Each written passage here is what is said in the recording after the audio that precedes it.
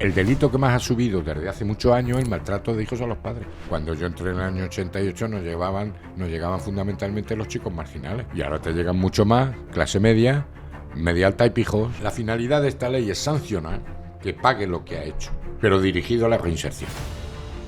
El juez Emilio Calatayud, bienvenido. El 80-85% de los chavales que he juzgado, salen para adelante. Porque no son delincuentes, cometemos delitos. Pero ¿quién no ha cometido un delito en su vida? ¿De qué te vale privarle de libertad a un chaval? Que vea las consecuencias de sus actos. Pero la sentencia los condeno a estudiar.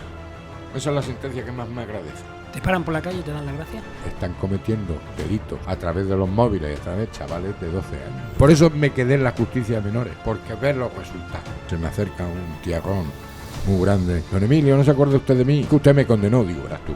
Verás tú a qué le condené yo a este. Que usted me condenó. Y le quiero dar las gracias. Y quiero que se tome una cerveza conmigo. Esa es la mayor satisfacción y el mayor premio. ¿Esa es tu mayor inspiración?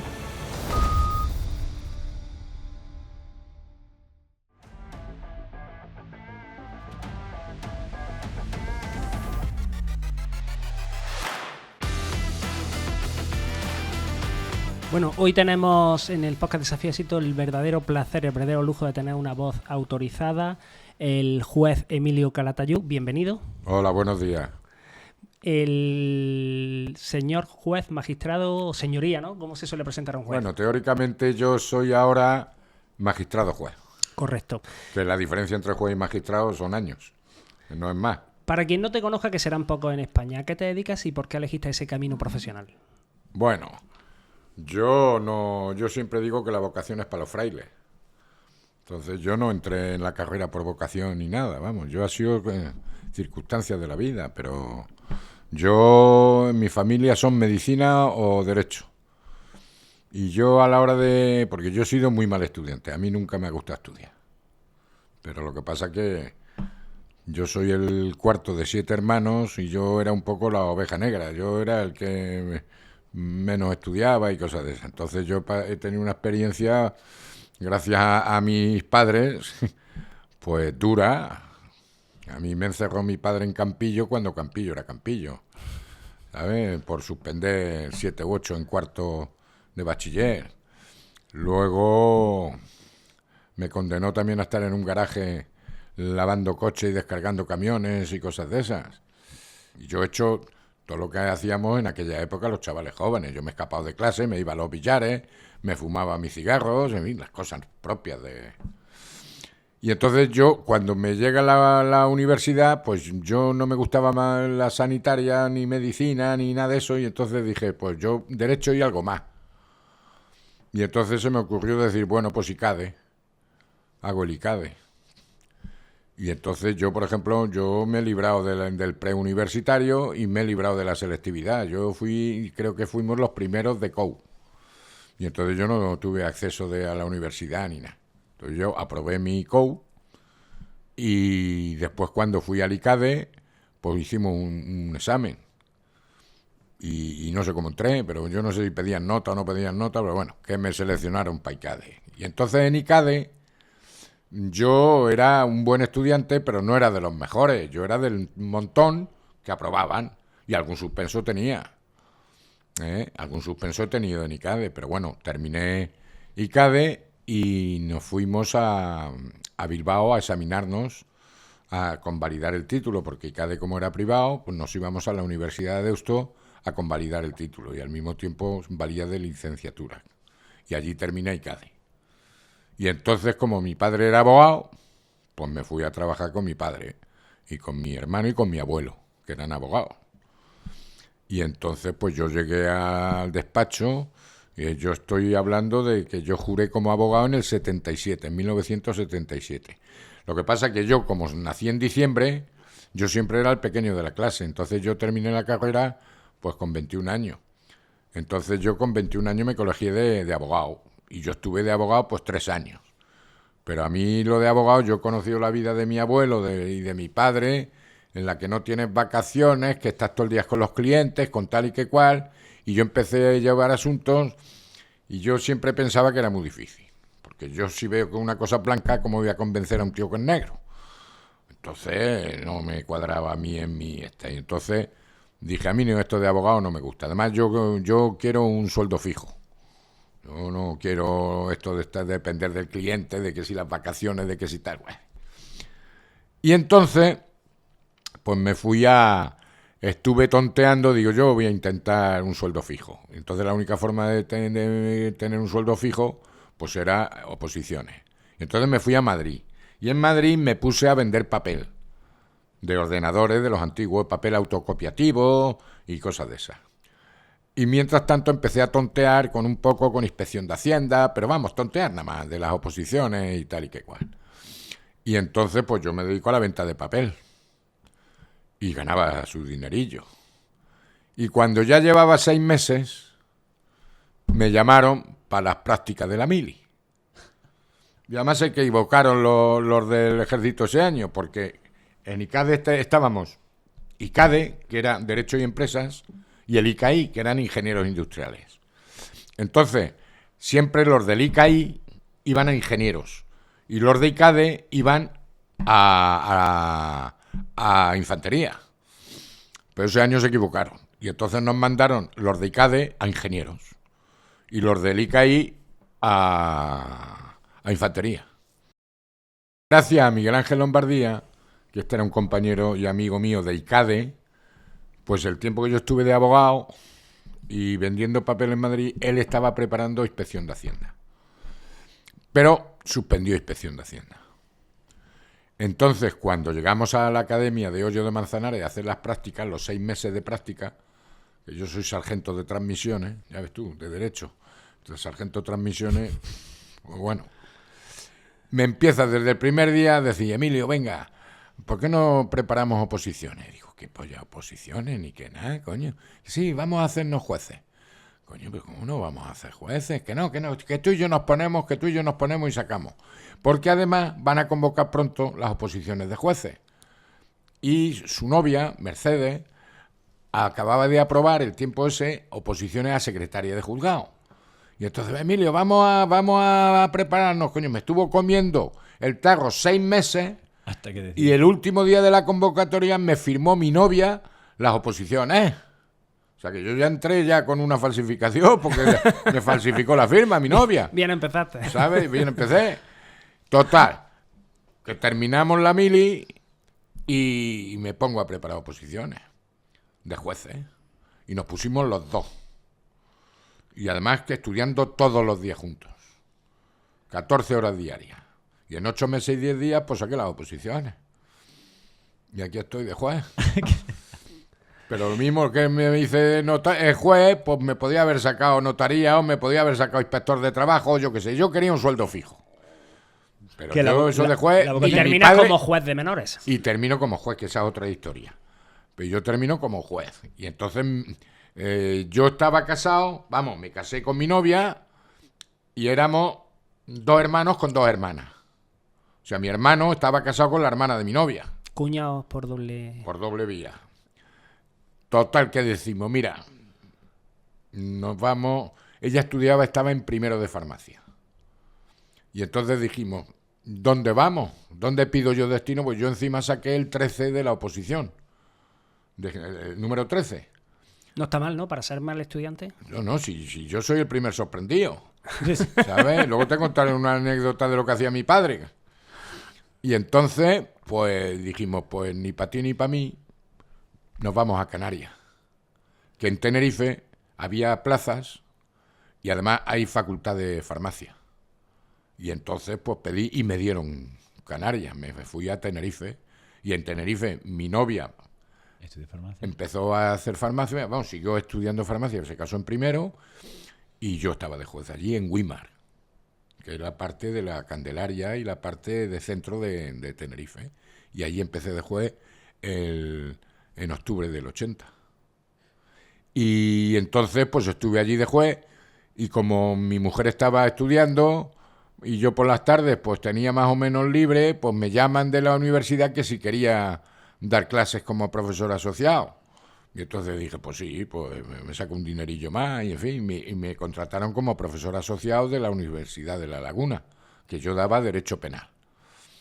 Y entonces, claro, mis amigos eran prácticamente los estudiantes, pues yo iba con la pandilla de mi mujer. era muy joven. Y mis alumnos pues eran como yo, más o menos. Y entonces, como yo estaba de guardia permanente, que allí no había móviles ni nada, pues yo me llevaba a los alumnos a levantar cadáveres, a hacer autopsias y cosas de esas. Y entonces pues terminaron muy contentos y les gustó mucho la forma. Y yo les daba, lo práctico, lo que yo vivía en el juzgado.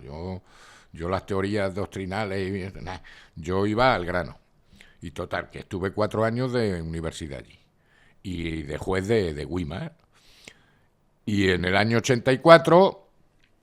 pues me llama mi hermano, que yo tenía un hermano aquí en Granada, que estaba de letrado de esto en la Casa de la Perra Gorda, en la Seguridad Social. Me dice, oye, Emilio, que van a salir una plaza de juez en Granada, ¿por qué no te vienes a Granada? Que nos juntamos los 3 hermanos.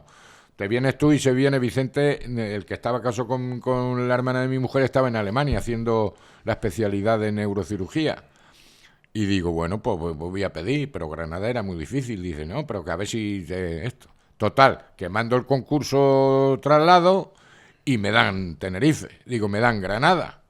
Que vamos, eso era una lotería. No, es que era muy difícil, porque Granada siempre ha sido una plaza muy difícil. Pero me dieron Granada. Y entonces resulta que me vengo a Granada, mi mujer, yo me vengo en febrero de Tenerife a Granada y empiezo en mi juzgado, en Plaza Nueva. Y mi mujer se quedó en Tenerife para terminar el curso. Y entonces yo iba, como teníamos entonces vuelo directo a Tenerife desde Granada, pues yo iba y venía pues una vez a la semana, en fin, cosas de esas. Y ya ella ya se viene al final de curso. Y entonces cuando llego yo, pues el que estaba en Alemania no le dan Granada. Y entonces se fue el de Alemania, se fue a Gerona. Y yo me vengo aquí y después ya pues me quedo aquí un tiempo con mi hermano, tal y que cual. Y después las cosas de la vida, pues el de Alemania no viene para acá y mi hermano se separa y se va al cabo de... Te dejan solo otra vez. 2 o 3 años y me quedo solo. Y te hace albaicinero, ¿no? Claro, y entonces yo vivo, me compré la casa al lado de donde estaba mi hermano, allí en el Albaicín. Y entonces, en cuanto llegamos, mi mujer decía, aquí nos quedamos. Y aquí me quedé. Con la mala suerte de que, bueno, yo la misma casa que compré, pues es la que vivo.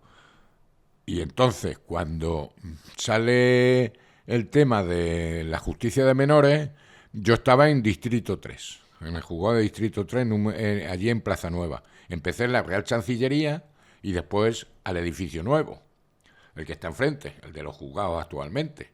Que además me dieron un despacho, el Distrito 3 estaba en el Cuarto de la Caldera.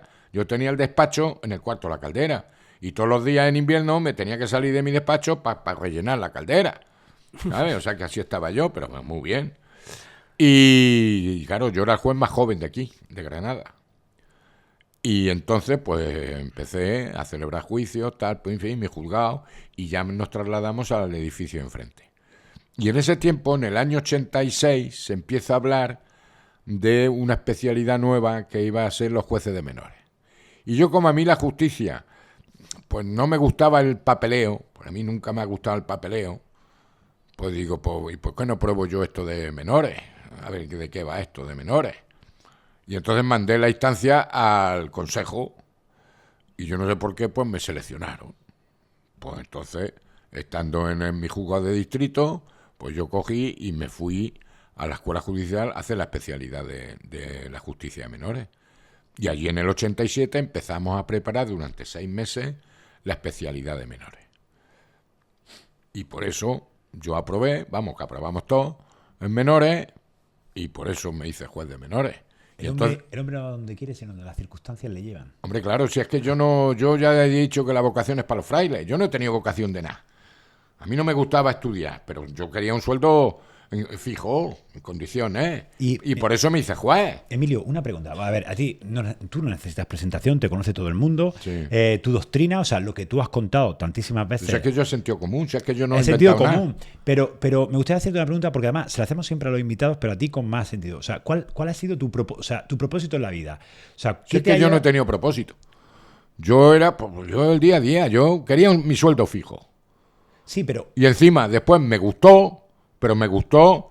Ya, hombre, yo en el juzgado de mayores lo he pasado muy bien y me ha gustado, pero ya lo que me ha encantado ha sido cuando descubrí la justicia de menores, porque además, en aquella época sí recuerdo que me vino la luz y digo, por lo menos podremos ser útiles a esta sociedad. Eso sí lo pensé yo.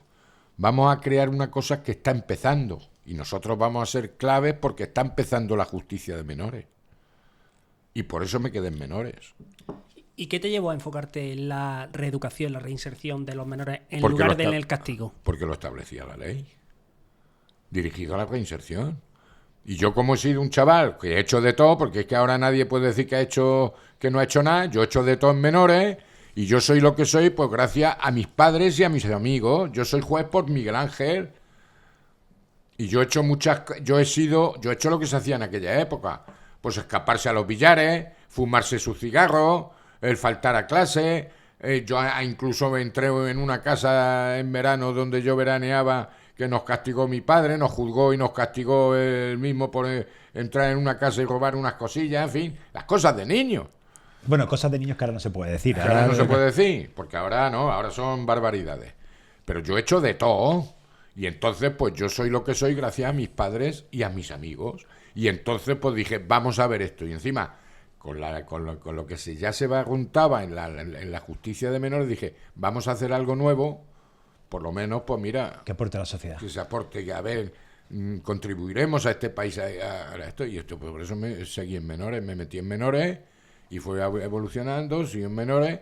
Y después ya, en el 88, tomo posesión como juzgado de menores de Granada. Yo soy el primer juez de menores de España, de Granada. Conmigo se cierra el tutelar de menores y se abre el juzgado de menores. Yo soy el primer juez de menores de Granada, como juez de menores. Y eres conocido por sentencias ejemplares, inclusive tienes este libro, ¿no? Mis Sí. sentencias ejemplares. ¿Cuál es, digamos, la que consideras más transformadora de las que has dictado?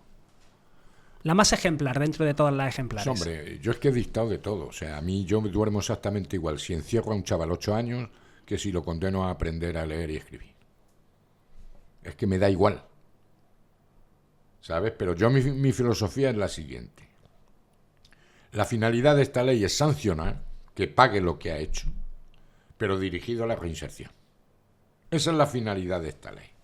Y yo es lo que siempre... Entonces, ¿cómo se me ocurrió a mí esto? Pues muy sencillo, sentido común. Sentido común. Vamos a ver, por ejemplo, te estoy hablando de los primeros casos. Yo me encontré a chavales que eran unos choricillos, como digo yo, unos chorizos, pero que se dedicaban a coger coches y se accidentaban o tal y que cual. Entonces yo en aquella época digo, pues, como yo tengo hermanos médicos y hermana enfermera y el mundo de la ley y tal, dije, oye, lo más sentido común es que vea las consecuencias de lo que pasa si conduce en malas condiciones. Digo, pues lo voy a condenar a trabajos en beneficio de la comunidad y lo voy a condenar a estar en traumatología con los tetraplégicos, con los accidentados de tráfico, para que vean las consecuencias. Empezaba el botellón de Granada. Digo, pues coño, lo más normal es que vean las consecuencias del botellón. Pues lo más normal es que coja y que me limpien el botellón. Y así empecé yo. Entonces, sentido común. Tú pagas, pero no solamente en la privación de libertad. Eso es durísimo, la privación de libertad. Pero vamos a buscar medidas que sea más efectiva o que sea adecuada para este menor, sabiendo las circunstancias que tiene el chaval, porque no solamente es el delito, son las circunstancias que tiene cada chaval. Y en base a eso, una medida que le sirva. Y por eso empecé a ponerle a un chaval, pues que trabajaba que era un chorizo, pues a trabajar con un panadero. A este, pues ir a traumatología con los accidentados. Y así empecé. Y entonces, ¿qué hice? El botellón. Pues en aquella época estaba de alcalde, yo creo que era, no sé si era Gabriel Díaz Verbel o ya no me acuerdo. Pues me fui al ayuntamiento, le dije, mire, ¿le parece bien que yo condene a a algún chaval con el botellón, que era un fenómeno, que yo empecé con Luis Portero como juez de guardia, pues yo al mismo tiempo de estar en menores llevaba también juzgado de instrucción, a limpiar el botellón. Hombre, es que digo, coño, pues vosotros seleccionáis al chorizo. O sea, yo llevo el chorizo que lo condeno a limpiar el botellón. Vosotros, vuestros psicólogos y demás, pues lo estudiáis. ¿Que veis que es buena gente y qué tal? Pues dais que sí. ¿Estamos de acuerdo? Sí, venga. Y empecé con el primero. Claro, yo no le mandaba chorizo, yo le mandaba chorizos, coño, porque eran gamberros. Pues nada. Y entonces inmediatamente ahí me serví yo de la prensa. Dije, el ayuntamiento colabora en la reinserción de menores, tal y que cual. Como lo que no está en la prensa no existe, pues yo tenía que vender el producto. En el sentido de que había de quedar a conocer la esta. Y entonces, pues el ayuntamiento de Granada colabora con la reinserción de menores que cometen hechos delictivos. Pumba, pues ya tengo ahí al alcalde. Lo mismo hice con Trauma. Me fui a hablar con el director del hospital. Mire usted, yo estoy pensando esto, tal, ¿qué le parece? Bueno, bien, digo, que su equipo de psicólogo y demás lo examinen a mi chorizo y si lo aceptan ustedes, yo lo mando. Pues venga, tal, y salió. Claro, le mandé un tío en condiciones. Pues coño, la sanidad granadina, el hospital de tal, colabora con la reinserción. Ya tengo 2. Y así fui poco a poco visitando a cada uno de los que a mí me interesaba. ¿Sabes? Y yo me iba a ver al ayuntamiento, a ver al jefe del hospital, en fin, moviéndome por todos lados. Y así empecé yo a poner esas sentencias. Pero ¿qué sentido común? ¿De qué te vale privarle de libertad a un chaval? Que vea las consecuencias de sus actos, las consecuencias de conducir un coche en malas condiciones, la consecuencia de cometer delitos mientras estás bebiendo en la calle. Y entonces así empecé. ¿Y has visto algún condenado, algún menor, una verdadera transformación después de...? Yo muchos.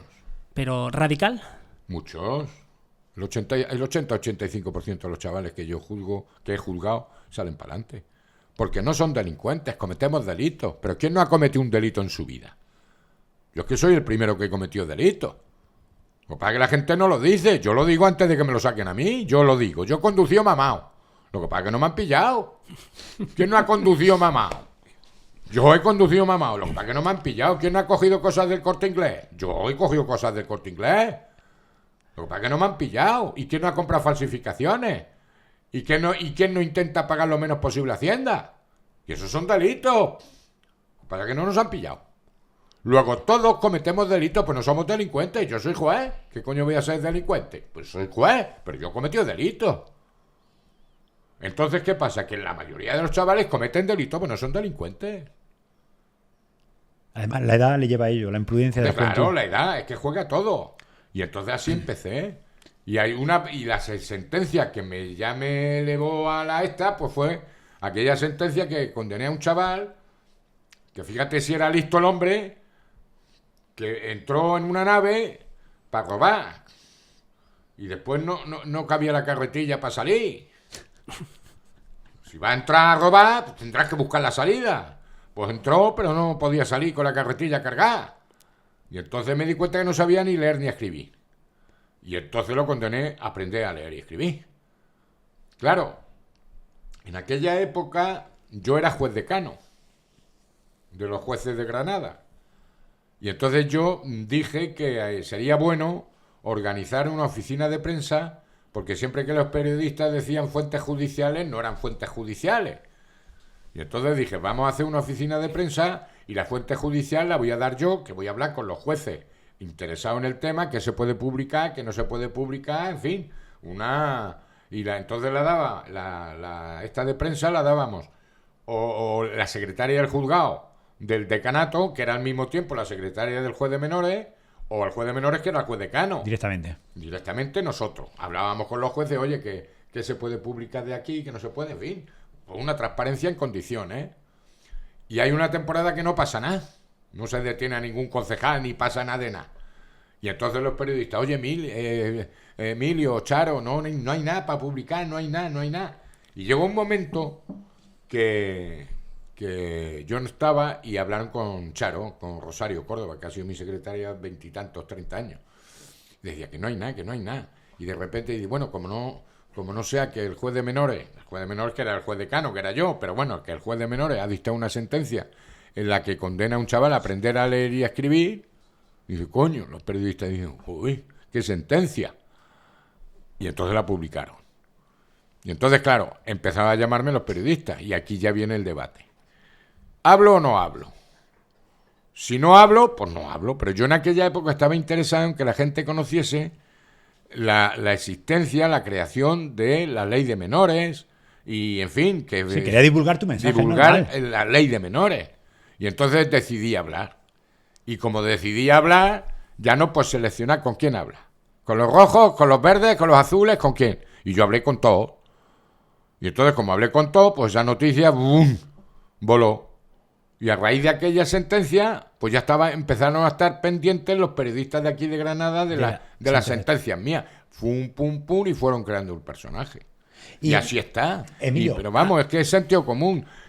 ¿Que un chaval analfabeto cuando la enseñanza es obligatoria en este país?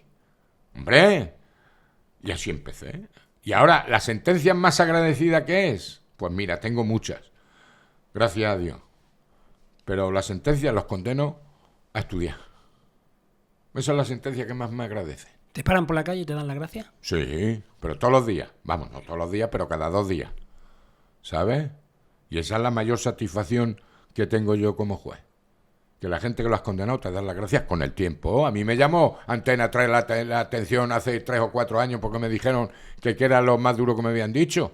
Y dije que a mí me llamaban todos los días, hijo de puta. Y dije, hombre, don Emilio, no se puede decir eso en la tele. Digo, pero si es que es lo que me llaman. Y si me dices que... ¿Para qué me preguntas? ¿Para qué me preguntas? A mí me llaman todos los días, hijo de puta, porque va en mi sueldo.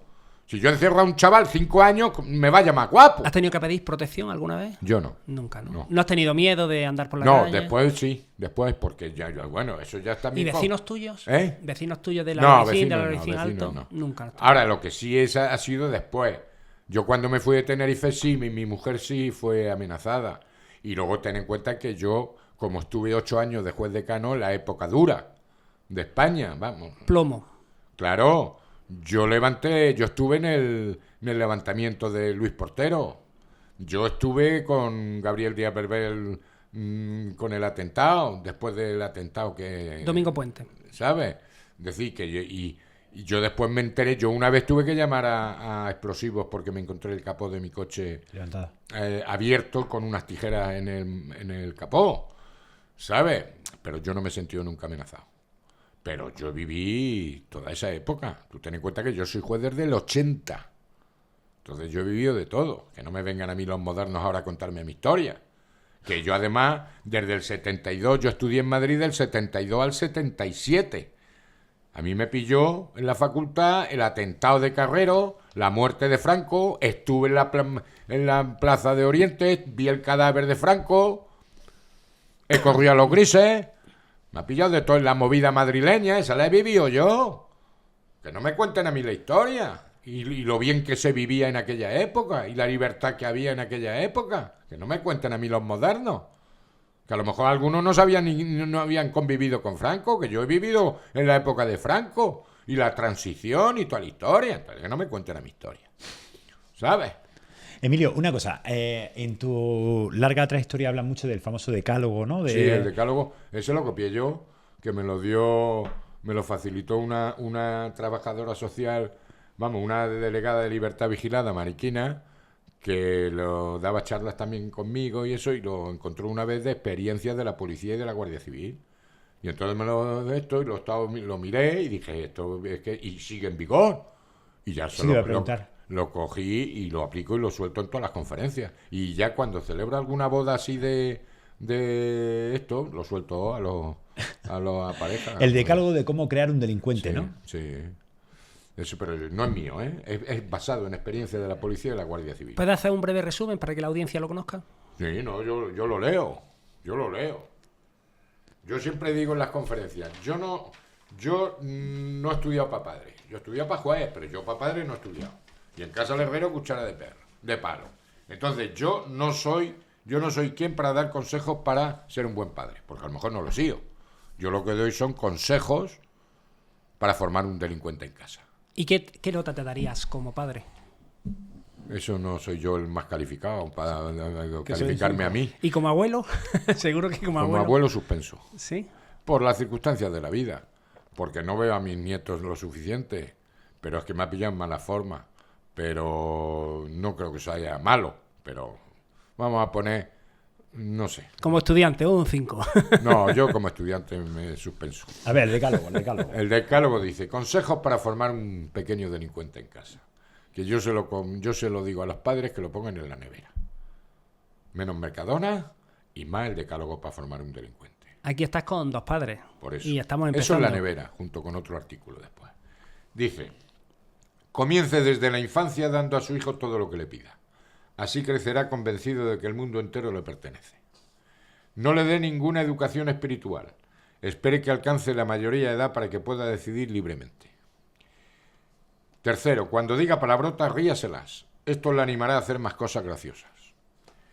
No le regañe nunca ni le diga está mal algo de lo que hace. Podría crearle complejos de culpabilidad.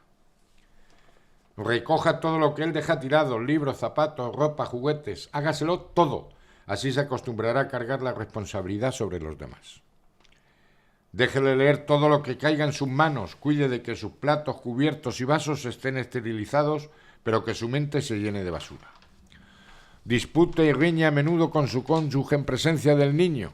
Así no se sorprenderá demasiado el día en que la familia quede destrozada para siempre. Dele todo el dinero que quiera gastar. No vaya a sospechar que para disponer de dinero es necesario trabajar. Satisfaga todos sus deseos, apetitos, comodidades y placeres. El sacrificio y la austeridad podría producirle frustraciones. Y póngase de su parte en cualquier conflicto que tenga con sus profesores y vecinos. Piense que todos ellos tienen prejuicios contra su hijo y que de verdad lo que quieren es fastidiarle. Emilio, con ese decálogo, el 90% de los niños actuales son delincuentes. Sí. Sí, claro que sí. Y los padres. Es que ¿Y saben los menores los derechos que tienen o solamente se le habla, los deberes que tienen o solo se le habla de derechos? Solamente se le habla de derechos, pero ni los padres ni los hijos. Pero- Y siempre digo en las charlas, si seguimos estos consejos, haremos un pequeño tirano en casa que con el tiempo se puede convertir en un auténtico chorizo. la verdad es que Y por eso lo recomiendo a los padres jóvenes que lo pongan en la nevera. para verlo Que- cada día. Para que lo vean todos los días, junto con otro artículo. ¿Qué El es? otro artículo es el famoso 155, que vale para todo. El 155 de la Constitución es para los catalinos. ¿Qué ha pasado con los catalinos? Niños malcriados. Ya está, 155. Pues los niños tienen otro 155 del Código Civil. Ya sabes lo de la rima. 155, eso.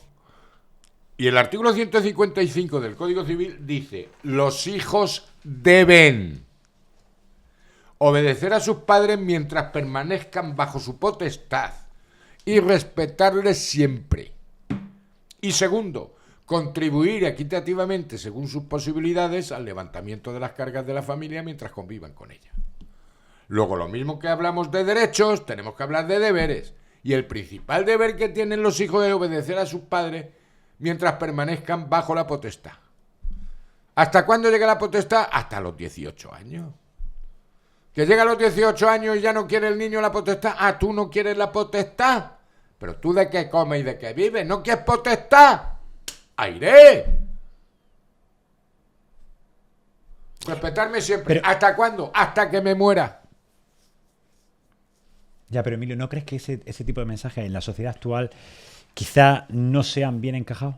Ah, eso ya, pero está ahí, en la ley. Claro. Yo ¿Qué no le- puedo tener a mi hijo de 20, 30 años amargándome la vida, poniendo en peligro la unidad familiar y el chaval ni estudia, ni trabaja, ni nada. Pero No es que- te puedo obligar a la puta calle. Ya, Emilio. Pero, ¡Ya está! ¿sabes? Pero es que yo creo que el propio sistema de educación de nuestros niños ya está mal. O sea, Hombre, claro que está mal. que no solo son los padres. No, si los primeros son los políticos. Porque es vergonzoso que en este país no se haya llegado a un acuerdo de una ley educativa que dure una generación. no una legislatura o media legislatura. Eso es lo que no hay derecho. Entonces así estamos, cada vez los políticos, los niños, los padres, cada vez más tontos y más maleducados. Ni más, Claro. ni menos, y así estamos. Y entramos en el debate de educación o castigo. ¿Por qué? Porque, claro, Es que ¿cuál ahora es la se vía? trauman. Es que ahora se trauman. Mira, la primera reunión que nosotros tuvimos los jueces de menores cuando se modificó el Zapatero, que con esa sabiduría que le caracterizó, suprimió o modificó el artículo 154 del Código Civil. ¿Qué dice? El artículo 154 del Código Civil dice, los hijos no emancipados están bajo la potestad del padre y de la madre. La patria potestad se ejercerá siempre en beneficio de los hijos, de acuerdo con su personalidad, y comprende los siguientes deberes y facultades de los padres: velar por ellos, tenerlos en su compañía, alimentarlos, educarlos y procurarles una formación integral, representarlos y administrar sus bienes. Los padres podrán también, en el ejercicio de su potestad, recabar el auxilio de la autoridad. Y luego viene el famoso artículo del cachete, que dice: los padres podrán corregir razonable y moderadamente a los hijos. Pero el Zapatero, con esa sabiduría que le caracterizó, lo suprimió. ¿Y cómo dejó la cosa? En que los padres deberán educar a sus hijos sin atentar contra su integridad física o psíquica. ¿Y cómo se hace eso? ¿Cómo se hace eso? Porque si yo le digo al niño no, se trauma. Claro.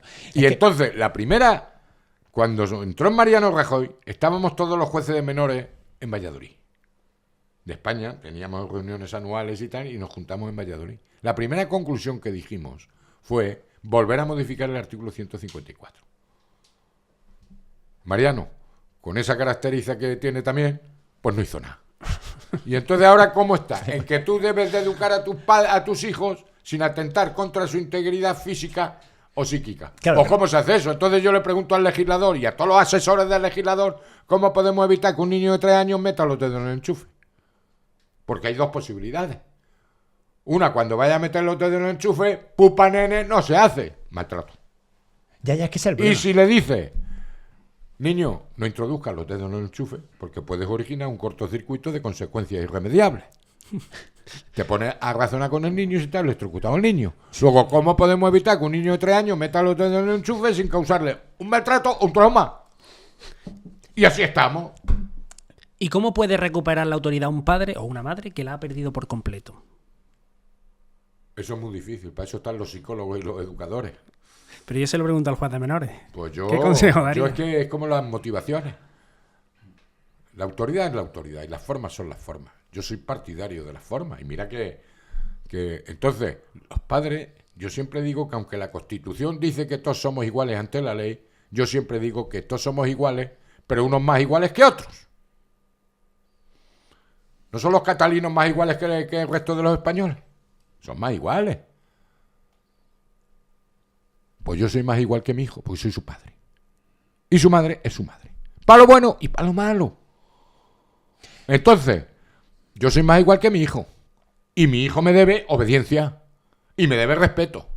Sí, pero eso no. Es que eso es lo que... Ah, entonces se ha perdido la patria de autoridad. Se ha perdido la autoridad de los maestros.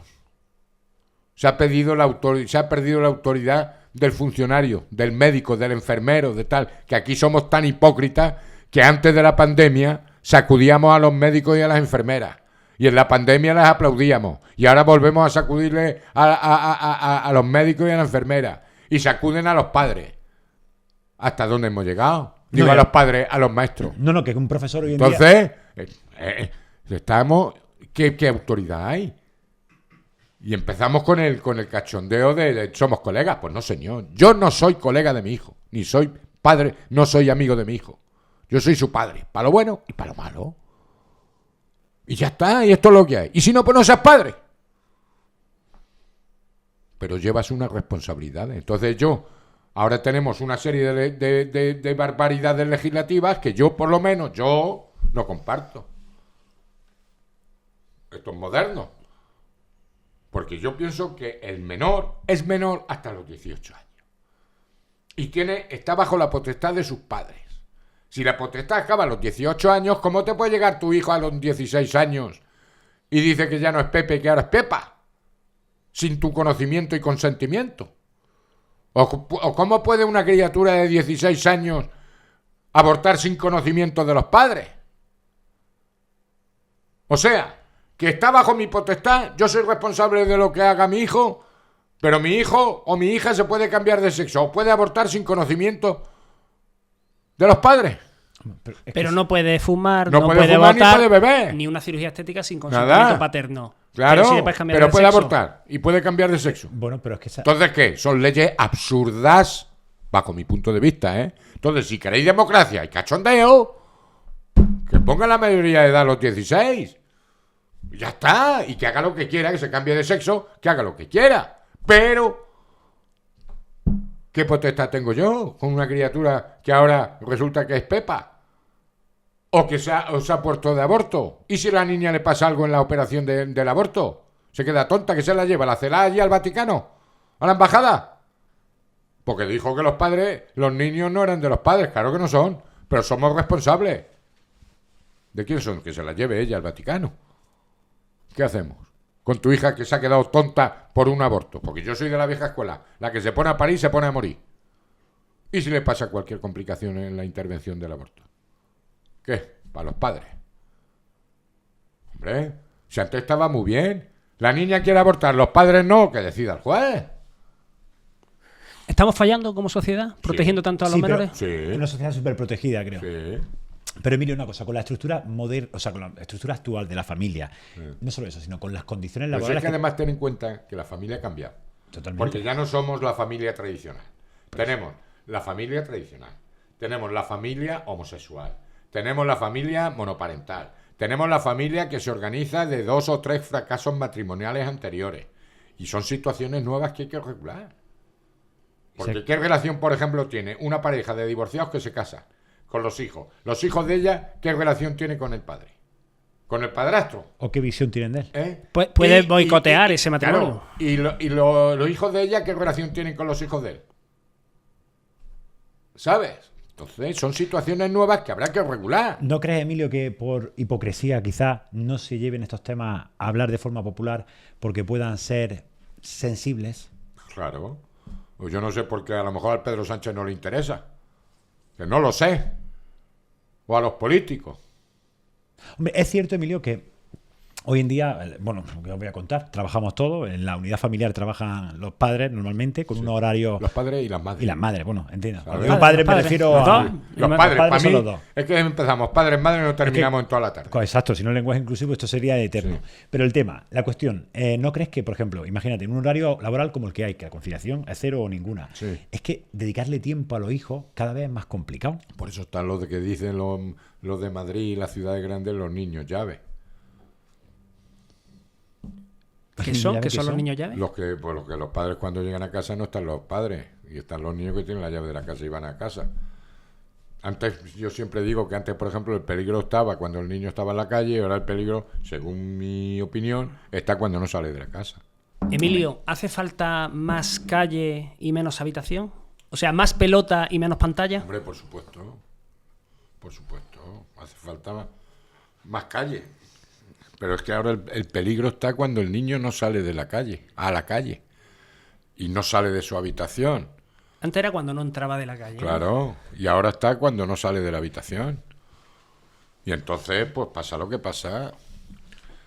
Es muy complicado hoy día ser padres. Es muy complicado. Pero esto es lo que hay. Ahora, los padres tienen que devolverse su autoridad, pero porque hagan leyes. Yo no soy partidario del cachete. Pero confundir un cachete con un maltrato me parece una barbaridad. Parece una barbaridad. Yo conozco casos de niños que han denunciado a sus padres. Sí, vaya. Entonces, ¿qué pasa? Que con esta pérdida de autoridad de los padres, la pérdida de autoridad de los maestros, la pérdida de la autoridad de los médicos, hasta de la policía, pues se ha perdido el sentido de autoridad. Yo por eso siempre, yo soy juez, yo soy partidario de mi toga, yo me pongo mi toga. Y en estrados. para que sepa el niño que está delante del Poder Judicial, que el Poder Judicial no es el Consejo del Poder Judicial. El Poder Judicial es el juez, cuando está allí en su sala de audiencia. Que sepa que está delante del Poder Judicial. Lo mismo que soy partidario de la tarima del maestro. Para demostrarle al niño que para estar a este lado de la tarima hacen falta muchos años y muchas horas y mucho estudio. Luego somos todos iguales, pero unos más iguales que otros. El maestro es más igual que el alumno y el padre es más igual que su hijo. Y los signos son importantes. Y entonces aquí empezamos de, como le digo yo en la charla, de todos en pie, que viene don José, aprietan la fila, nuestras cuadras van, todos en pie, que llega don José. Y ahora ya ni llega don José, ni llega José, ni llega Pepe, llega Pepillo, que somos todos colegas. Pues no, señor, no somos todos colegas. Y así no va. Emilio, ¿Y cómo se van a creer la autoridad los niños de los maestros si no se la creen los padres? ¿Y cómo se la van a creer los padres si no se la creen los políticos? ¿Qué autoridad tiene un maestro? Si ahora prueban por ley y todo. Y ya el cómodo de los cómodos, que el padre siempre se ponga del lado del menor, y nunca respeta. No, de hecho, yo creo honestamente que los profesores, que, ojo, es una ardua tarea, tienen cero motivación. Claro, así están. Que todos los maestros, cuando llegan el momento mínimo, con los requisitos mínimos para jubilarse, se están yendo. Porque están quemados. Pero no solamente por la pérdida de autoridad, sino el puteo que las tienen las administraciones, los inspectores de educación y las estas de educación, de los criterios de aprendizaje, de los no sé qué y de la historia. Cuando siempre saca esto, yo soy de la vieja escuela, del 0 al 10, ahora no puedes poner un 0 porque se trauma el niño. Y todos aprobados por ley. Y correo entre los padres, entre los criterios, estos de aprendizaje. Pues esto es un follón para corregir ahora mismo. Y están todos quemados. Y entonces cuando llegan a lo mínimo para jubilarse se van porque están quemados. Pero quemados por todo. Por los políticos. Por la burocracia que se les tiene. Que pasan ya más horas en el ordenador que con los niños. Y al maestro le gusta dar clase. Pues no, ahora burocracia, burocracia y burocracia. Pues tira, están todos aburridos y se van en cuanto pueden. ¿No crees que estamos creando una sociedad, una juventud emocionalmente frágil, sin resistencia al fracaso? Claro, es que el no es un trauma. El no es un trauma. Y hay que saber decir que no. Y a veces ahora yo entiendo cuando me decía mi padre me va a doler más que a ti. Mi padre debería estar en cadena perpetua revisable. Pues yo cobraba todos los días. Y no tengo ningún trauma. Yo no soy partidario del cachete, pero vamos a confundir un cachete. Es que ahora mismo le dices a tu hijo, no sale este fin de semana y te puede denunciar por detención ilegal. ¿Y ahora qué? Emilio, ¿qué le dirías a tu padre si lo tuviese aquí al lado? Que muchas gracias por todo. Yo soy lo que soy gracias a mis padres. Y a mis amigos que he tenido, me junté con buenos amigos. Pero sobre todo por mis padres. Mira, cuando yo estaba preparando las oposiciones, que mi padre, eso de que yo hiciese las oposiciones, no se lo creía. Porque yo soy un juerguista. Yo me estudié las oposiciones en Madrid, en el piso que mi padre tenía, donde yo hice la carrera. Y entonces, mi compañero Miguel Lombardía era también de Madrid. Entonces, como hicimos un plan de estudio, porque él era el opositor, yo no había preparado oposiciones en serio, me dice, mira, vamos a estudiar todos los días juntos. Pero entonces, para no estar en el mismo escenario, vamos a ir cambiando. ¿Sabes? Entonces, estudiábamos, por ejemplo, por la mañana en mi casa. Yo tenía el siguiente horario. De 9:30, de 9:30 a 1:30, estudio. De 1:30 a 2, comida. De 2 a 3, siesta. Y de 3:30 a 4 a 10:30, estudio. Y después de 10:30 de la noche hasta las 2:30, estudio. Entonces, cambiábamos. Pues yo las mañanas en casa de Miguel, las tardes en mi casa, las noches en su casa, así alternando. Y yo más de una vez, que mi padre era abogado y viajaba mucho, iba mucho a Madrid, pues yo cuando me tocaba estudiar por la noche en casa de Miguel, yo llegaba a mi casa a las 3 de la mañana. Pues yo llegaba a mi casa y mi padre me echaba la cadena de la puerta. Y no podía entrar. No tiene cojones. Total, que cuando llega el día del examen y Y mi padre, como eso de que fue juez, pero claro, empezó a tener niños y no le daba el sueldo de juez, se hizo abogado. Y entonces, me voy a hacer, de vez en cuando nos preguntaba, va a ir mal. Bueno, ¿Tenías preparador o no era yo pelo? sí, no, con preparador. Que lo pagué yo, ¿eh? Sí, sí. Lo pagué yo con el dinero que había sacado de sargento.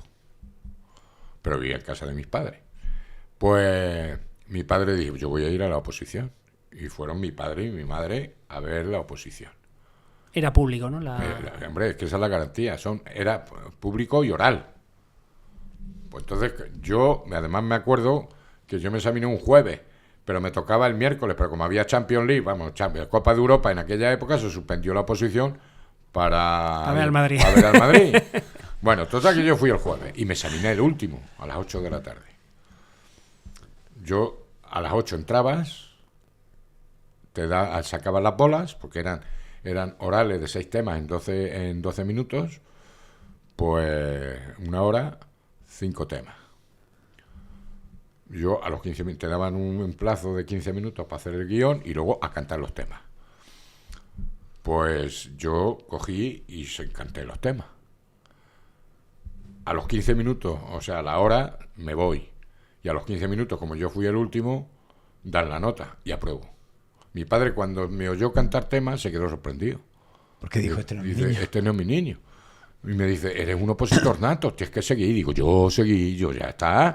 Yo he sacado esto, adiós, muy buena. Ese fue el primero, y luego el segundo era un caso práctico que nada. Eso eran chuminas. Que servía para subir un poco el escalafón y tal. Pero se quedó asombrado. Y le digo, pues, ¿te acuerdas cuando me cerraban la puerta? Yo venía de estudiar, no estaba de cachondeo. Dice, es verdad. Pues no me cerró mi padre la puerta, veces, ¿sabes? Y tenía que volver a casa Miguelito, que estoy en la puta calle. ¿Ahora qué? ¿Sabes? Y así estuvimos los dos. Y yo tardé 8 meses y 10 días, y cuando aprobé las oposiciones me quedé para ayudar a mi compañero Miguel hasta que se examinó él, que también aprobó. Pero como él sabía mucho más que yo, pues sacó un poco después. Yo fui el 13 y él fue el 23 o el 27, por saber demasiado, porque le tuvieron que dar medio minuto más de tiempo en la exposición de los temas. Y gracias a él soy yo, Juan. Pero las cosas de la vida. Entonces mi padre se quedó, y la mayor satisfacción es que cuando yo vine a Granada, mi padre había estudiado en Granada, en el Sacromonte. Entonces estaba feliz de que su hijo, ya ves tú, lo que yo he sido, fuese juez. Y yo ya estaba dando conferencias. Y entonces iba a ver mis conferencias y claro, el hombre pues se emocionaba mucho. Pero yo soy lo que soy gracias a mis padres, a mi familia y sobre todo a los buenos amigos. Pero yo he estudiado por lo criminal. Yo por eso siempre se lo digo a los chavales. Si no haces esto por lo civil, lo vas a hacer por lo criminal. Pero tú me vas a estudiar, como yo estudié por lo criminal. Pues yo cuando salí del garaje o salí de Campillo, me dijo, esto es lo que hay. Esto es lo que hay. Y entonces pues ya empecé a cambiar en sexto de bachiller. ¿Influye mucho el círculo social? O sea, hombre, los amigos has jugado a muchísimos menores. ¿Cómo influye el círculo social? Dime, ¿Y dónde hayas nacido? Los amigos son fundamentales. ¿Y la familia? ¿Dónde hayas nacido? ¿Tu entorno? Hombre, la genética también influye. Mucho. Y el ambiente que tú tienes en tu casa, si es de estudio, si no es de estudio, claro que influye. Lo que ves en tu casa. Y lo que ves en Pero tu entre casa. nacer en las 3.000 viviendas Sí. y nacer en el barrio Salamanca, ¿qué condiciona para tu perfil delincuencial? Hombre, tienes muchas más posibilidades, si cometes equivocaciones, salir adelante en el barrio Salamanca que si estás en las 3.000. Pero aún así, estando en las 3.000, pues salí gente muy buena, que yo los he tenido, ¿sabes? Pero tienes muchas más posibilidades de la gente bien. Yo por eso os digo que gracias a la ley de menores se ha democratizado, porque ahora todo lo que esto se llama democratizar, la justicia menores. Cuando yo entré en el año 88 nos llegaban fundamentalmente los chicos marginales. Y ahora te llegan mucho más, clase media, media alta y pijos. Por ejemplo, el acoso familiar, ¿no? No, el acoso familiar, los malos tratos, las agresiones sexuales también te las cometen todos y todas y todes. Se han equiparado las clases sociales, pero con una incorporación nueva, que son, por ejemplo, los temas de las nuevas tecnologías. Te iba a preguntar ahora sobre eso. Entonces, el delito que más ha subido desde hace muchos años es el maltrato de hijos a los padres. Es que está escrito en los libros. Pero ¿cómo se llega hasta ese punto? Pues mira, se llega a veces por pérdida de autoridad desde chiquitillo, Pero no sabes cortarlo desde el principio. No, no sabes, porque decirle no a un niño es traumarlo. Mira, el problema, como decía mi segundo suegro, es desde que le preguntas con 3 años al niño ¿qué quieres hacer hoy? ¿O qué te apetece comer? Ahí empezaron todos los males. Sí, muchas veces... ¿Qué te apetece comer? No. Claro. ¿Y qué hacemos hoy? En conferencia alguna ¿Qué vez- hacemos hoy? ¿Qué quieres hacer hoy? No. ¿Tú qué le vas a preguntar a un niñato de 3 años qué quiere hacer hoy? ¿O qué quieres comer? Que el comes tema- lo que hay, el tema, punto. el tema de la comida, Bueno. Emilio. En algunas conferencias ha dicho lo de, no, se comía sopa, si no se comía sopa, se merendaba sopa. Y si no se cenaba la sopa, que era lo que me hacían a mí. Y lo que me han hecho a mí toda la vida. Claro, ahora no, ahora coge la sopa el padre, la tira y le hace un par de filetes con patatas fritas. Y ya está, o le compra una hamburguesa. Y ahí empiezan todos los males. ¿Y qué pasa? Pues que todos los políticos ya están criados así. Y yo hago lo que quiero, yo qué tal, pero bueno. Pero, por ejemplo, la filosofía china, 9-9-6, de 9 de la mañana a 9 de la noche, 6 días en semana. ¿Está Occidente preparado para competir contra... Una cosa es la sociedad preparada para competir, que ahora España está que no puede competir para nada.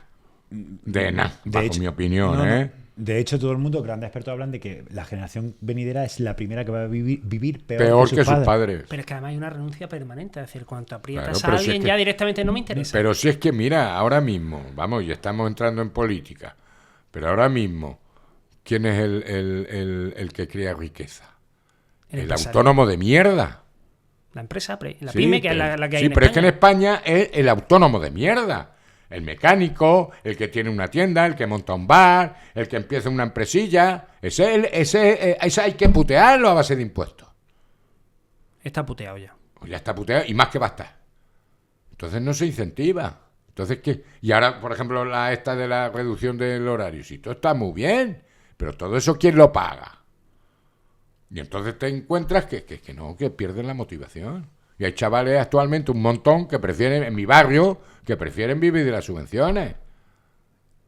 A mí me dan por no hacer nada 500 euros al mes, 500 a uno, 500 al hermano, 500 a tal, y vive toda la familia del cuento. No hay cultura- Es normal que haya ayudas sociales para jóvenes mientras, por ejemplo, aquí al lado, a Que unos sí, metros, pero- están las obras del metro y las empresas concesionarias no encuentran mano de obra. Porque no quieren trabajar. No hay cultura del esfuerzo. Claro, no hay cultura del esfuerzo. Pero todo esto será cíclico, ¿no? Habrá un cambio de ciclo en algún momento. ¿En qué momento? Yo qué sé. Yo me da una pena cuando veo a mis nietas de vaya mierda país que van a heredar. Así de claro. Y una pregunta, sobre todo por romper mitos. En los últimos 10 años, vamos a poner los últimos 10 años, del 2015 al 2025, ¿el perfil de delincuente menor ha cambiado? ¿Está influyendo mucho la inmigración? ¿Poco la inmigración? No. ¿Los menas? ¿Las culturas? ¿La realidad del juzgado de menores cuál es? La realidad. Mira, nosotros en Granada, yo fui de los primeros que empezó a reunirse en Madrid por el tema de los menores extranjeros, de los menores inmigrantes, que ahora ya no se llaman inmigrantes, ahora se llaman migrantes, no sé, bueno, los menas.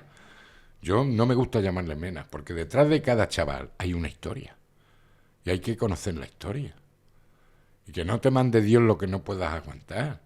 Entonces, nosotros siempre hemos tenido menas, porque estamos a 15 kilómetros de Marruecos. Entonces nos llegan por todos lados. Te llegan a Muñecas, te llegan a Motril, te llegan a Algeciras, te llegan... Y entonces aquí, en Granada, como en toda Andalucía, te llegan todos los días menores para los centros de protección, que yo lo he... Y que se tiene que intervenir con ellos. Y entonces, ¿qué pasa? Que esos menores, y te estoy hablando de moros y de negros, que ahora se tiene que decir morenillos, negros y moros, vienen en unas condiciones muy malas. Muy malas. Porque tienen que esperar a las mafias y la frontera. A lo mejor se pegan 5 o 6 meses guardando cola. Y cuando vienen unas condiciones lamentables. Enganchados al pegamento. A todo lo que sea. Entonces vienen malos. Enfermos. Y a esos chavales no hay que reinsertarlos. A esos chavales primero hay que curarlos. Y después de curarlos, hay que insertarlos. ¿Cómo voy a reinsertar a un individuo si nunca ha estado insertado? Y eso requiere su tiempo. Entonces, gracias a Dios, si cometen delitos, entra la justicia menores. Entre 14 y 18 años. Y tú coges a un chaval de esos y nosotros en menores, y te voy a decir que aquí en Andalucía tenemos, o teníamos, yo creo que tenemos todavía, la mejor justicia de menores de España. Ni catalinos ni nada. Que yo empecé con la justicia de Cataluña y ya somos superiores, Andalucía. Y tenemos centros de internamiento terapéutico. Porque lo primero que hay que hacer a esos chavales es curarlos. Porque vienen unas condiciones lamentables. Y una vez que los curas, los insertas. Y muchos, gracias a Dios, muchos vienen a buscarse la vida. Y yo tengo de todo. Tengo en el campo, tengo en la obra, tengo en la hostelería. Chavales que han salido para adelante. Y tengo mucho moro amigo mío. Y tengo mucho negro amigo mío. Que después te dan la gracia. No todos vienen a... No se aumenta la seguridad, la inseguridad. Ahora, que también hay mucho mayor. Moros cristianos, por la gracia de Dios, que son peores, y lo vivo en mi barrio también. Y muchos niñatos pijos que viene huido y se va al Sacromonte para esconderse de la familia o por ahí de Madrid o de Barcelona. O sea que no, que ha aumentado. Ahora, hay mucha más clase media y media alta que ya las viejas, lo que he dicho antes de los marginales. Y te voy a decir una cosa curiosa. En toda mi vida que llevo de juez de menores solamente he condenado a dos gitanos nada más, por maltratar a sus padres. Es que en la familia ¿Sabes? gitana Por algo será. hay mucho respeto hacia Claro, los mayores. y ese respeto... Hay mucho respeto. Mira, yo ya... siempre las mujeres dicen que cuando ya les dicen señora o de usted, ya es que son mayores. Yo el otro día, hace poco, hace 6 meses o un año, me cedieron el asiento en el autobús. Eso es raro. Eso es raro. Eso es muy raro. Yo le cedía la acera a todos los mayores y se la sigo cediendo. Ahora no. No, y le ayudabas. Ahora no. Y claro, entonces, a esto, ¿por qué se llega a maltratar a los padres? Primero por falta de autoridad y falta de tal. Pero bueno, segundo, las drogas. Las drogas. Los niños, a mí no me hacen falta estudios de la Universidad de Massachusetts para saber que un menor empieza a beber alcohol con 12 años. Y yo he tenido comas etílicos cuando estaba el botellón de Granada, que éramos el mejor botellón de toda Andalucía. Granada. Todos los fines de semana teníamos 30, 40.000 borrachos en la vía pública. Pues yo he tenido muchos delitos cometidos y niños de 12 años con comas etílicos. A eso le añade la marihuana, que ya no es la marihuana, ya es la marihuana, la heroína, las pastillas y la mandanga. Y empiezan a consumir. Y claro, yo he levantado mucho cadáver en la época de los años 90 con la jeringuilla. Con la jeringuilla. Y siempre se lo digo a los chavales. En aquella época, un chorizo, al final, nos duraba 10-15 años. ¿Por qué? Porque se cogían el SIDA o la hepatitis. Y se morían. Ahora, como no se inyectan, no se mueren. Pero como empiezan con 12, 13, 14 años, tenemos mucho psicópata y mucho esquizofrénico, pues se vuelven locos. Menos mal que en menores tenemos centros terapéuticos, que yo siempre lo digo, uno de los males que hizo Felipe González, a mi modo de ver y discutible, es quitar los manicomios. Porque hay mucha gente que no puede vivir en su casa. ¿Sabes? Que después pasa lo que pasa. Un tío de 40 años tira a su madre de 80 años por el balcón. Ya está. Está más para allá que para acá. Pero... Aquí estuvo Manuel Mingorance de Proyecto Hombre. Sí, y sigue estando. No digo en el podcast, Lo conozco, ese es un santo. Aquí tenemos 3 santos en Granada, a mi modo de ver. ¿Qué son? Que son Mingorance, Sí, Sor Fermina sí. y Juan Carlos, el del polígamo, el médico del polígamo, el cura del polígamo. Esos son 3 santos vivientes. Yo colaboro con los 3. Y a lo que iba, ¿qué te estaba diciendo? Pues ya me he liado. Los tienes embobados. Sí, no, Emilio. estábamos hablando de las adicciones. De las la heroína, adicciones. de la Entonces, cocaína. yo he levantado muchísimo cadáver de la sobredosis y la historia. Ahora, ¿qué pasa? Que tenemos muchos chaval de 14, 15, 16 años, 17 años que están más para allá que para acá. Y tenemos esquizofrénicos y de tal y que cual. Eso por un lado. Y siempre, si quieres, después te cuento el monólogo Pero yo que tengo yo en la charla quiero sobre el quiero gusto unir que da un pasear tema. por Yo te voy a Granada. contar mi historia, ¿vale? Sí. Yo soy hijo de maestra y de agricultor. Yo con 13 años ya estaba Trabajando. en el campo, en el tabaco. O sea, Claro. yo no tenía un verano nunca libre, Claro. con mucho un día de vacaciones, segando con la hoz, tirando del gancho, sulfatando, regando por las noches mi cortijo. Claro. Y si me quedaba una en la carrera, pues tenías te que acuestas a las aprobar. 2 de la mañana que a las 6 hay que cargar los remolques. Claro. Eso hoy está mal visto. ¿Qué es mejor? ¿Permitir ese desvío familiar o sea, hoy sería sancionable tener una postura como la que tuvo mi padre, que mi padre ha sido, la verdad, muy exigente con, Pues lo con nosotros? denunciaría a tu padre. Pues yo le estoy muy agradecido. y Pero yo- partiendo de la base que no puede trabajar, que no podrías trabajar con él porque te tendría que... Claro. No, está Pero vamos al grano. ¿Cuántos buenos empresarios ha dado a través del aprendiz? Del aprendiz? Muchos. Muchos. Y un chaval con 12 años empezaba en un oficio. correcto. No, de hecho es que no hay oficio. Bueno, Y ayudabas en la tienda de la había- casa. Había oficios. ¿Sabes? Y estaba el aprendiz. Claro, Y ahora empiezan las leyes de la ella que ya hasta los 16 años no pueden que trabajar. todos quieren ser youtubers. Claro, todos quieren ser youtuber. Entonces, claro. Y tú escribiste el decálogo para criar un delincuente. ¿Cuál sería el decálogo para crear niños fuertes, seguros, responsables, con valores? Hombre, ¿Qué se debe de hacer? pues yo creo que volver al sentido común. Los padres son los padres, los maestros no se puede aprobar por ley y potenciar el esfuerzo, los valores y tal. Y eso ya está, como de sentido común. Pues la que nosotros hemos recibido. Yo estoy muy satisfecho de la educación que me han dado. Y como la vida que hemos tenido, y ha sido dura. Yo he sido, siempre lo digo, yo he sido un pijo rústico, pero pijo. Ahora mi padre me castigó a un garaje. Mi padre me mandó a Campillo. Y mi padre me ha pegado a mí varazos y me ha tenido una semana pan y agua. Y no tengo ningún trauma. ¿Sabes? Sentido común. ¿Pero qué es eso de levantarle la mano a un padre o a una madre? Y si a eso le añaden las nuevas tecnologías, pues apaga y vámonos. Y está grabado. Está grabado en estos libros y en todas las conferencias. Cuando hablo de móviles, las tablets y los ordenadores. Sí, te quería preguntar, ¿qué consideras? ¿Son armas de destrucción Mira, masiva? yo te digo, para mí, cuando hablo de móviles, hablo de todo, ¿eh? Los móviles, las tablets y los ordenadores. Es una droga. Es muy adicto, sí, es verdad. Es una droga. De hecho, mi ignorancia nos dijo en esta mesa que era uno de los estaba creciendo Claro. los tratamientos hacia personas Claro, adictas es una droga.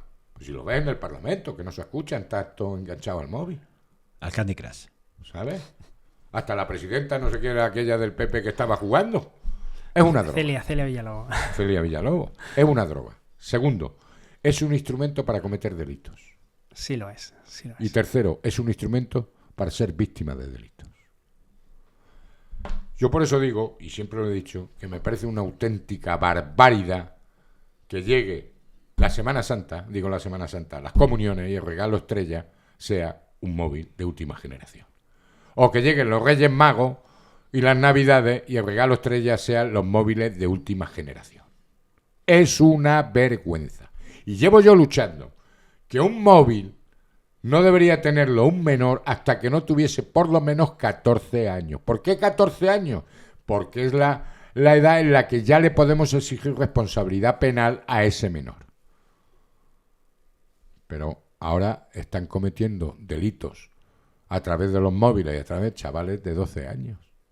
Y con 8 años ya todos tienen móvil del de última generación. Una vergüenza a mi modo de ver. Y lo vengo diciendo hace muchos años. Es una droga, es un instrumento para cometer delitos y es un instrumento muy peligroso para ser víctima de delitos. Y de eso va subiendo cada vez más. Y así, Pero claro, todos los días. ¿Y qué mensaje le darías a un joven que está al borde de dar el paso y ser un delincuente? Que pida ayuda. Que pida ayuda. Que reconozca que es un chorizo. Que pida ayuda.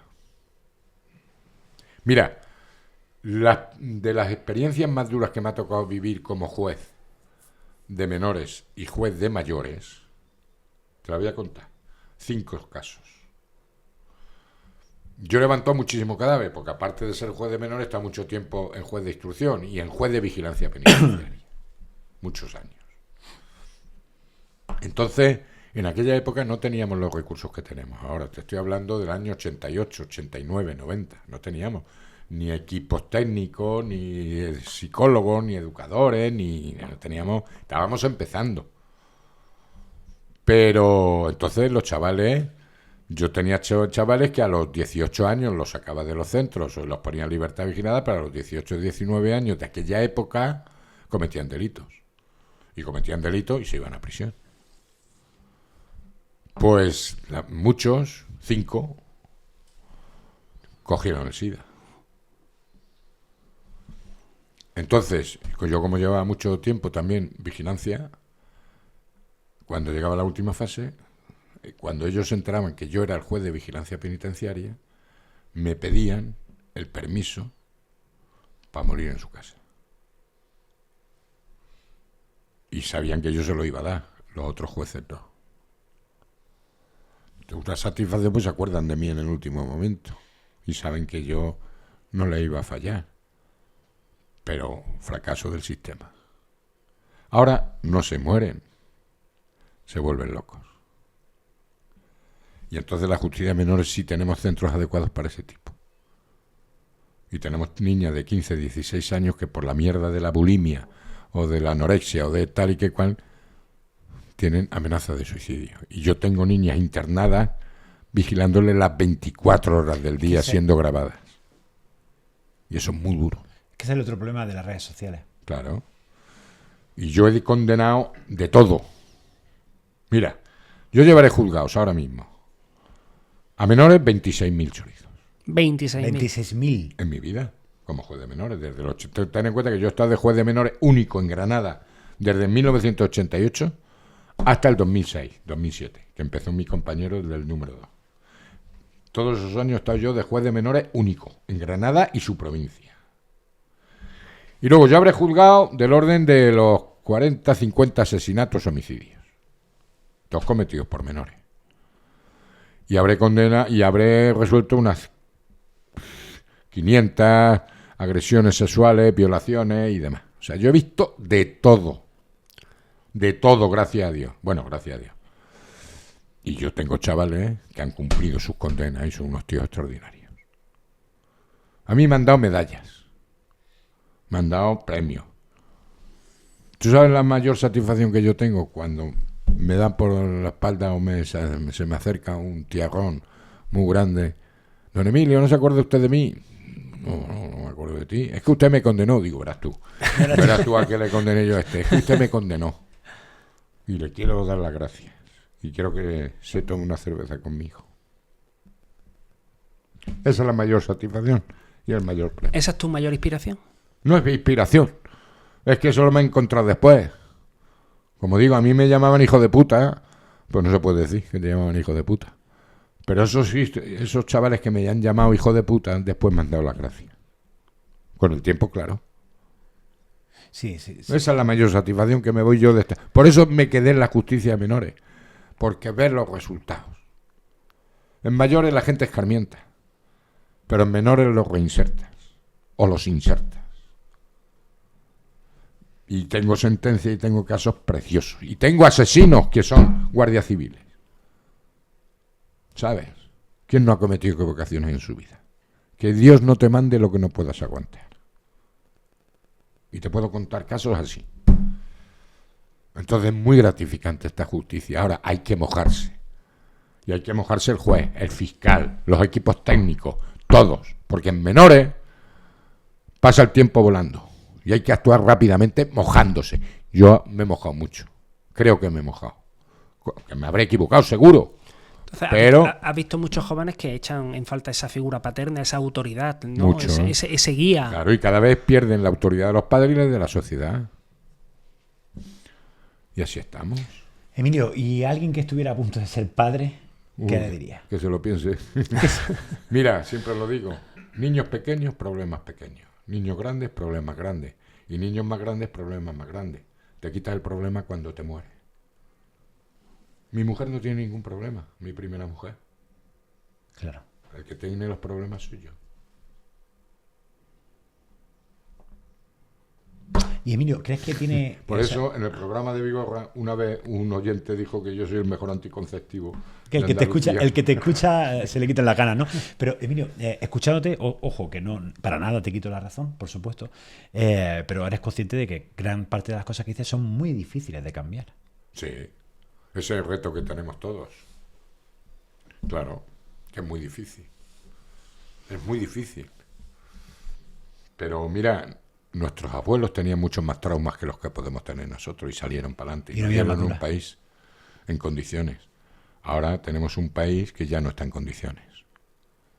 Y se están educando nuestros hijos, vamos, nuestros nietos y vuestros hijos, en unas circunstancias que ya no son las que teníamos nosotros cuando teníamos su edad. Por eso es verdad que se va a vivir, van a vivir peor que nosotros hemos vivido. La primera vez que van a vivir los hijos peor que los padres. Una pena. Y una pregunta, es que antes se ha quedado en el aire. O sea, ¿se podría legislar el uso de la tecnología a una determinada edad, incluso del acceso a las redes se va a sociales? hacer, se va a hacer. Yo ya. creo que sí, Yo pero creo han que estamos tardado. ya- Pero han tardado. Yo lo vengo diciendo hace 20 años. Han tardado. Sí, pero ¿cómo lo hacen? ¿Cómo impiden que un chaval tenga redes Pues sociales? lo primero que te van a impedir es que entre el teléfono móvil en los colegios, que eso Claro, viene ya. Eso ya. Y eso lo empecé yo. Ya se está hablando Yo siempre sobre digo, eso. si un menor quiere tener un móvil, que sea un llamacuelga. Sí, sí. ¿Dónde está? ¿Está bien o ya está? Un busca. Más o menos. Pero no tenemos término medio en este país. Hemos pasado del padre autoritario al padre colega. Y así no va. El autoritario no como mi padre, pero el colega no como sois Ni blanco ahora. ni negro. Los grises. Emilio, danos tres consejos para ser buenos padres. A Es que Rubén, no lo sé. a Rubén y a mí. No lo sé. No lo sé. Que tenga suerte. Y que recen mucho todas las noches. ¿Qué te voy a decir? Sentido común. Yo me he basado fundamentalmente en la educación que recibí de mis padres. Y yo con mi hijo he tenido peloteras. ¿Sabes? Y no me ha salido malo. Pues ya todos los padres dicen, mi niño es muy bueno. Claro, digo yo, es muy bueno porque ni roba ni mata. Bueno, pero hay muchos grises de bueno y de malo. ¿Sabes? Yo con mi hijo he tenido problemas. ¿Sabes? Y con mi hija también he tenido problemas. Pero no han salido mal, después de todo. Pero yo he tenido disgustos. Y más con eso de que era el hijo del juez de menores. Emilio, ¿Sabes? y una pregunta. O sea, habiendo visto todo lo que has visto y todo lo que Sí. nos has contado, ¿qué le diría a ese chaval que su padre le cerraba la puerta cuando se estaba preparando la oposición? ¿Qué le diría a día de hoy? Yo, gracias. No, a ti. A ti mismo. ¿A mí? ¿Qué te dirías a ti? A tu yo de hace 40 años. 40, Que nunca 45 me años. esperaba que me iba a ir la vida tan bien como me ha ido. Nunca me esperaba yo esto. Y menos en estos tiempos que te dan las gracias. Cuando normalmente es que me digan hijo de puta, o prevaricador, o fascista, o lo que sea. Yo, juez, que no entro por vocación, que me den premios, que gane dinero y que me den las gracias, yo nunca me lo podía esperar. Nunca, yo...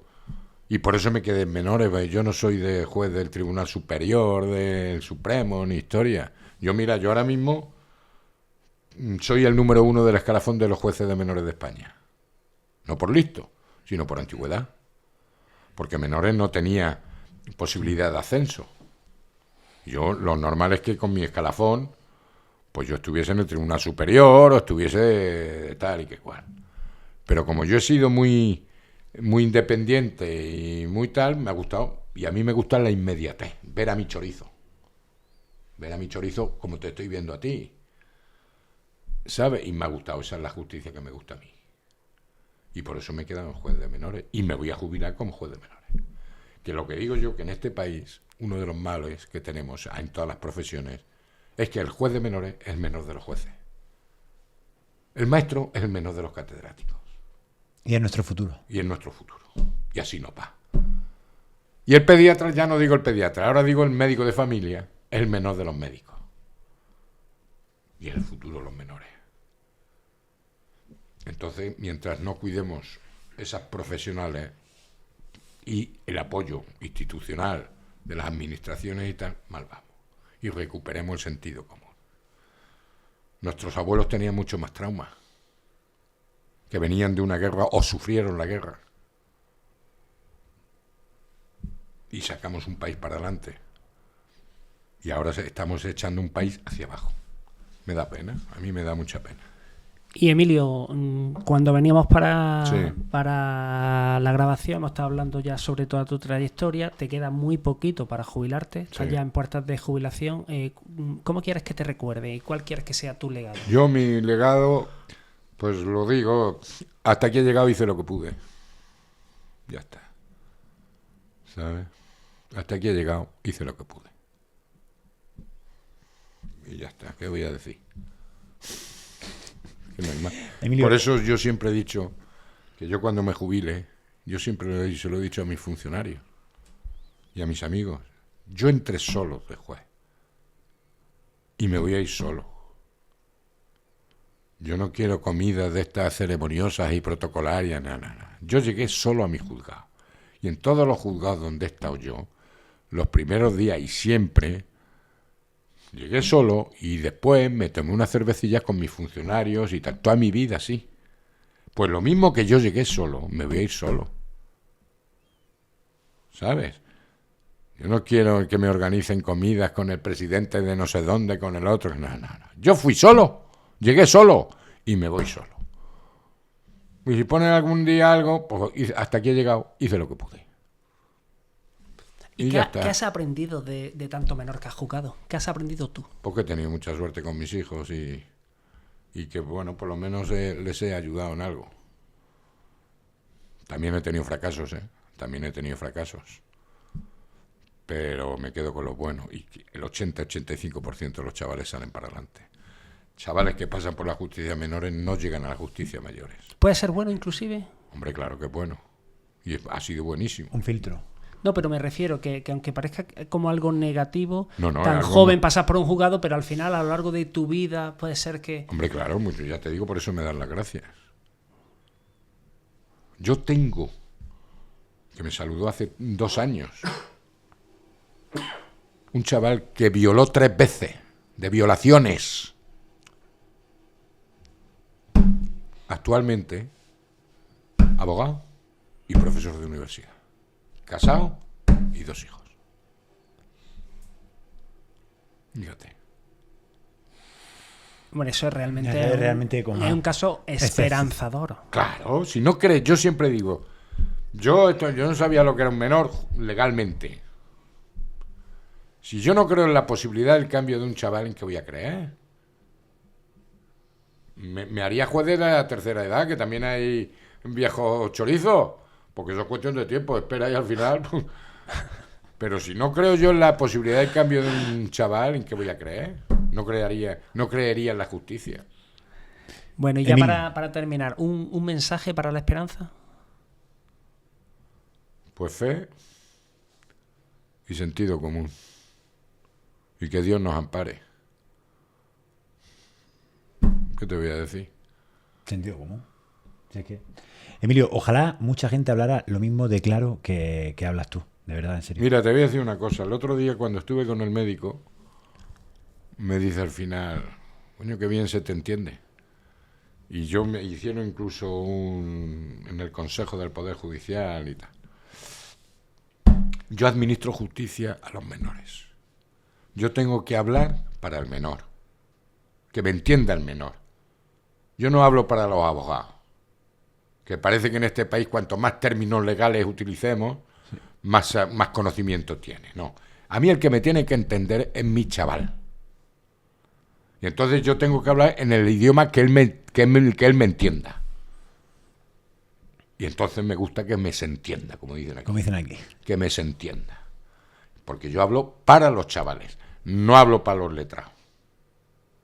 Y me gusta emplear el lenguaje que ellos me entiendan.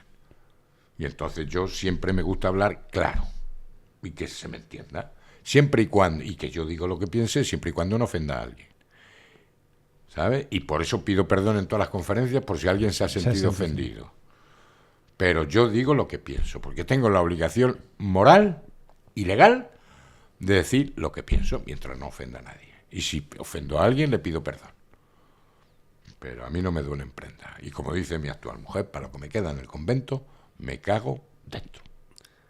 Pues mil gracias, Emilio, por ese testimonio de una leyenda viva, ejemplo de los juzgados de menores. Sí, muchísimas gracias, Emilio. Ha sido Bueno, un auténtico placer.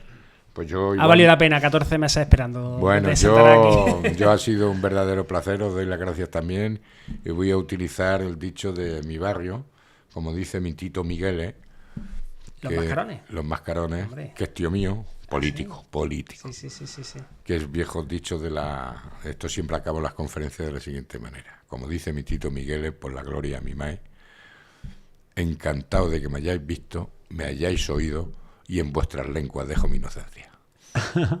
Mil gracias. Mil gracias, A vosotros. Emilio.